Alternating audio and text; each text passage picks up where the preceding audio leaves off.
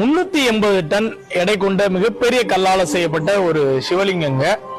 இதுல மேல இருக்கக்கூடிய அந்த கலசத்துல இருக்கக்கூடிய வரகு இருக்கு பாத்தீங்களா, அதோட மதிப்பு எவ்வளவு அப்படின்னு பார்க்கும்போது கிட்டத்தட்ட 5000 கிலோ வரகு அதுக்குள்ள போட்டிருக்காங்க.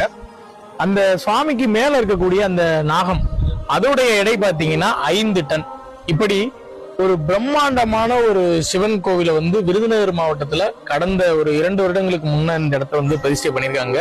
பெரிதளவுல யாருக்கும் தெரியாத ஒரு இடமா தான் இந்த இடம் இருக்குது. இந்த இடத்துக்கு நீங்க வரும்போதுதான் தெரியும் எவ்வளவு பிரம்மாண்டம் இருக்குதுன்னு.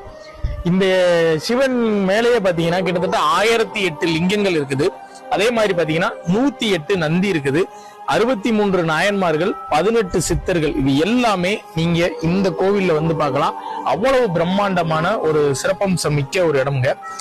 இந்த கோவில் ராஜராஜ லிங்கேஸ்வரர் அப்படின்ற திருநாமத்துல இந்த கோவில் அழைக்கப்படுதுங்க. இங்க வெறும் கோவில் மட்டும் இல்ல, பக்கத்துல சித்தர் குடில் அப்படின்ற ஒரு குடிலும் இருக்கு. நீங்க வந்தீங்கன்னா இங்க தியானம் பண்ணலாம். அவ்வளவு அற்புதமா இருக்கு. தற்பை புல்லால மேயப்பட்ட ஒரு குடில் செஞ்சிருக்காங்க. அவ்வளவு சிறப்பம்சம் மிக்க ஒரு இடம்ங்க. பெரிதளவுல யாருக்கும் தெரியாத ஒரு இடமா இருக்குது. இப்ப சிவசந்தங்கள் நிறைய பேர் வந்துட்டு இருக்காங்க. இங்க நீங்க வந்தீங்க அப்படின்னா நிச்சயம் உங்களுக்கு ஒரு மன அமைதி கிடைக்கும். இந்த இடத்தோட லொகேஷனை டிஸ்கிரிப்ஷன்ல கொடுக்குறேன், மறக்காம பாருங்க. குடும்பத்தோட வாங்க.